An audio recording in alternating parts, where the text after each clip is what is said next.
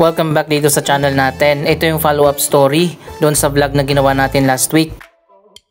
Andito pala tayo ngayon sa Maynila. Kung napanood nyo yung previous vlog na ibalita nga natin na magkakaroon nga ng 10-year development plan ang City of Manila. May mga bagong proyekto na itatayo dito sa Maynila. Ang mga proyektong yan ay joint project ng City of Manila at ng Office of the President. Isa sa proposed project sa 10-year development plan ay ang rehabilitation ng Loton Underpass. Ngayon hindi ko na isi-censor ang video para maipakita ko sa inyo kung bakit kailangan na i-rehabilitate ang Loton Underpass. Maraming entrance exit dito sa Loton Underpass. Ayan, makikita nyo, meron doon sa kabilang side. Meron din dito sa gitna at meron din doon sa kabila.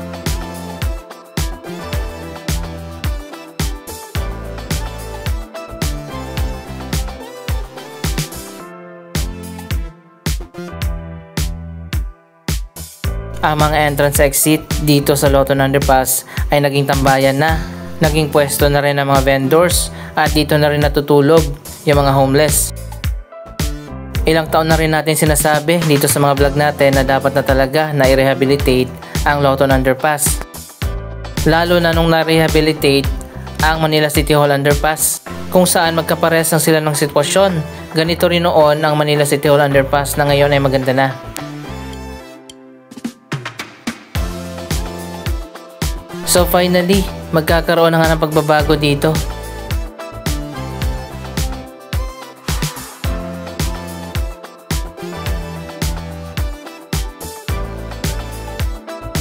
At sana nga talaga matuloy na ang rehabilitation ng Loton Underpass. Ayan, makikita nyo naman, napakalaki ng potential ng underpass na ito.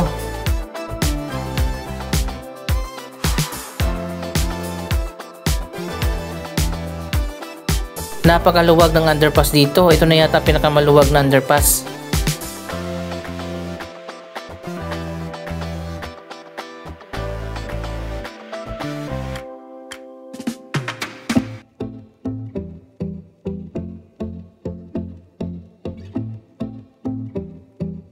Siguro by next year masisimulan na ang mga bagong proyekto na itatayo dito sa Maynila.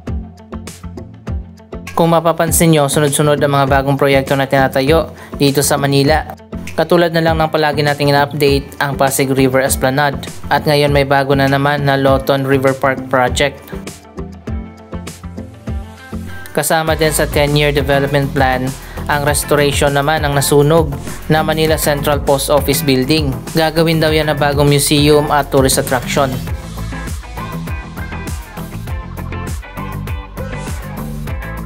Sana nga pati rin dito sa Plaza Loton magkaroon ng renovation.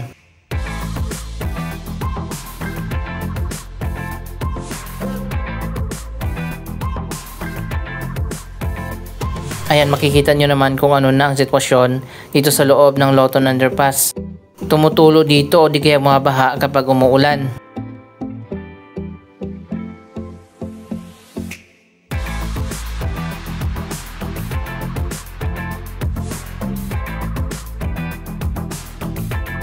Matagal na rin napabayaan ito pero at least malinis pa rin naman.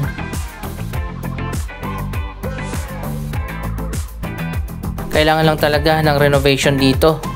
Siguro kahit i-commercialize nila ito, mas okay na din para magkaroon ng bantay dito katulad ng security guard. Ayan, makikita nyo naman, kailangan na talagang i-repair ang underpass na ito. Ito pa naman yung daanan kapag galing ka ng City Hall patawid ng Intramuros at vice versa.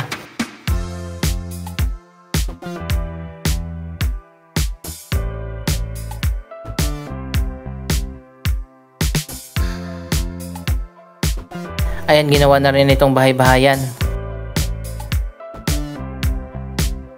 Abangan natin ang major restoration dito sa Loton Underpass.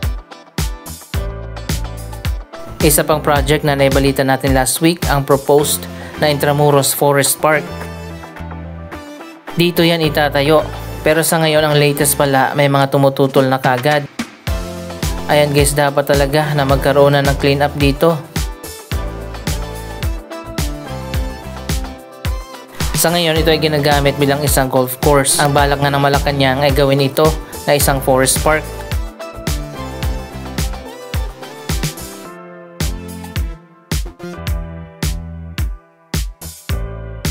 So ayun guys, papunta na tayo ng Intramuros. So pakita ko sa inyo ang area kung saan balak nga gawin na bagong forest park.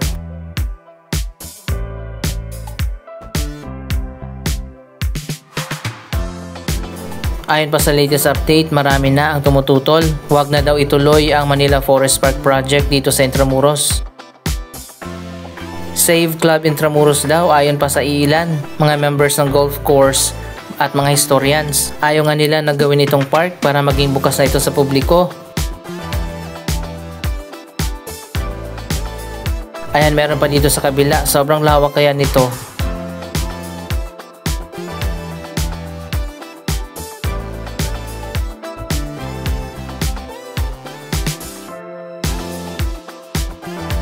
Ayan, nandito na tayo sa Intramuros. Akyat tayo dun sa taas.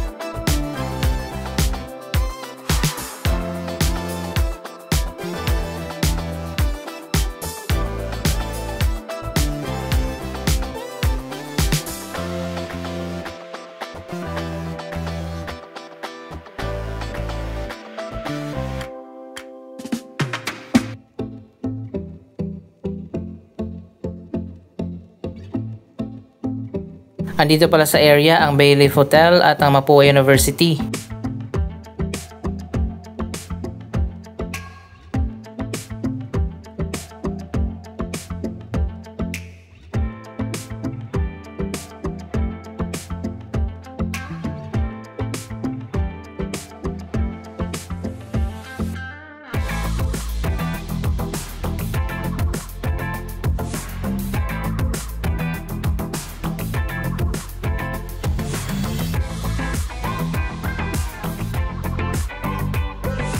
Andito tayo sa mismong wall ng Intramuros. Pwedeng umakyat dito ang mga turista at makikita nga natin dyan sa kabila yung golf course.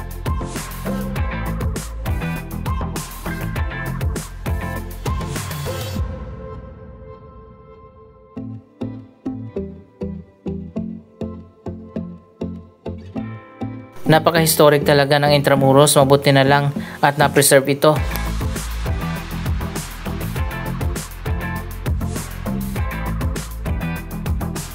May mga areas dito na napabayaan na at hindi na accessible sa mga tao.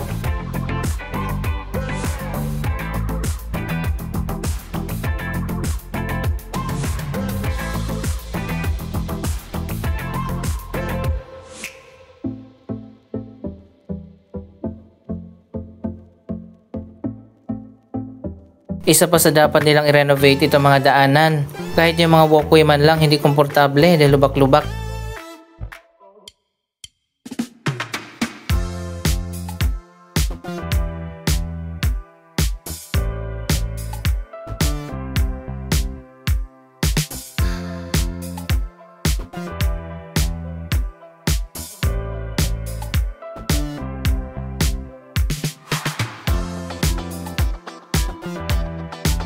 So ayun guys, ito yung isa sa mga golf course sa paligid ng Intramuros.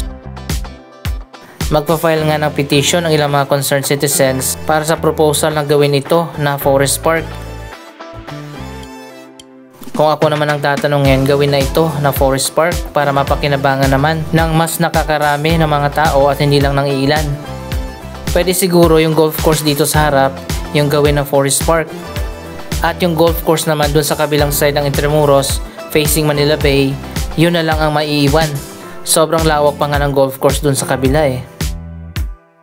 Anyway, nasa presidente na yan no, kung itutuloy ba niya ang Manila Forest Park Project. Isa lang yan sa mga bagong proyekto na itatayo dito sa Maynila.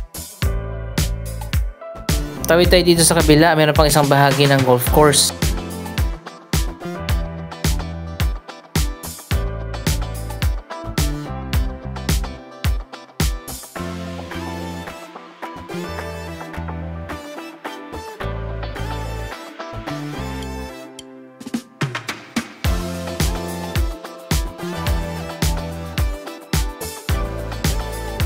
Kahit itong walkway lang, ayusin nila. Saka itong area sa labas ng wall, ayun makikita nyo naman, hindi na pwedeng daanan ng tao. Puro ahas na siguro nakatira dyan.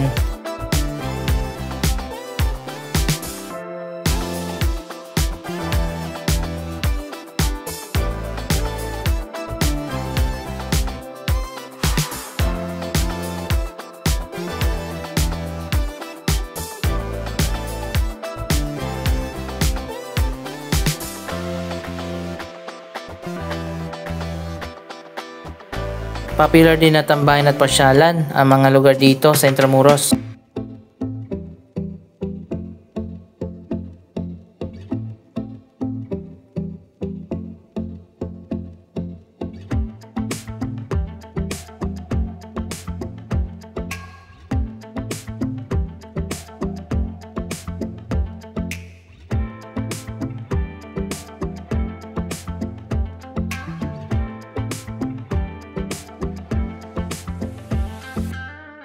Ito pa yung isang bahagi ng golf course, mas malawak naman yung area dito.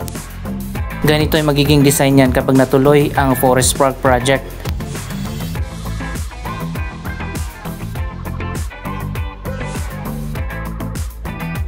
Political will ang kailangan dito na ipatupad ng presidente. Tingnan na lang natin kung matutuloy ang Intramuros Forest Park project.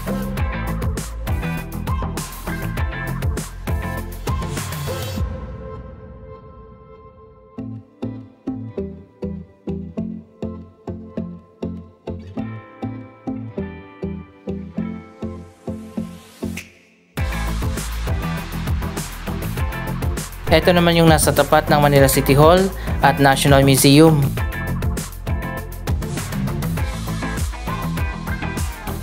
Can you imagine pag naging public park ito? Napakaganda.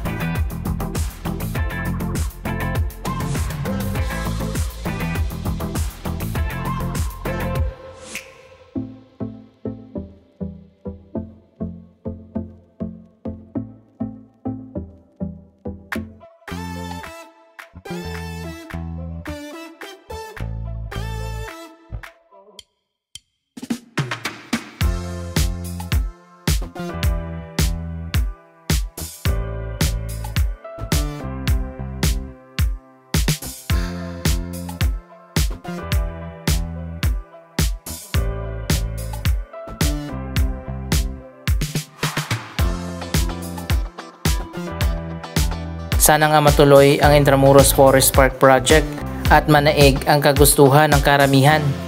Abangan na lang natin yan sa mga susunod na buwan.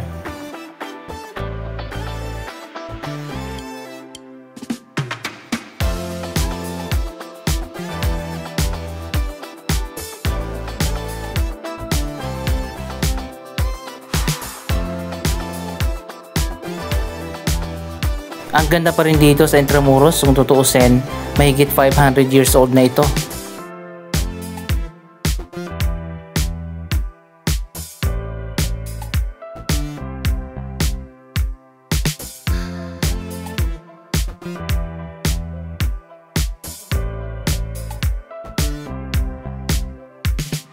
Sarado na pala dito, papunta doon sa kabilang side ng wall.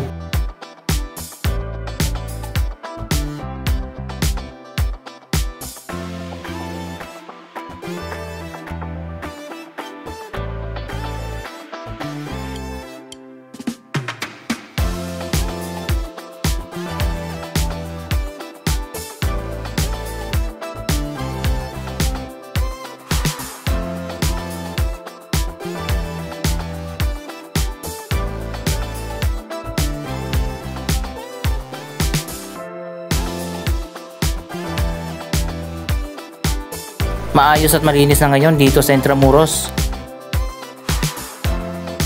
Natapos na rin ang mas pinaganda na General Luna Street.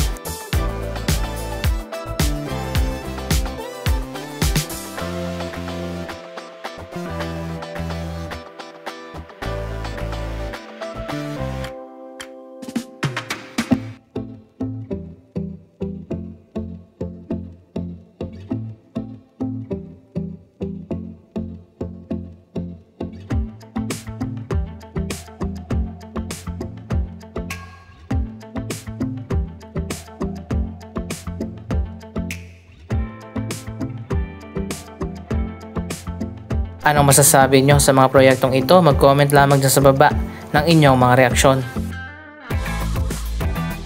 Maraming salamat sa inyong panonood. Huwag kalimutan na i-like, i-share ang video ito at mag-subscribe. Thank you for watching!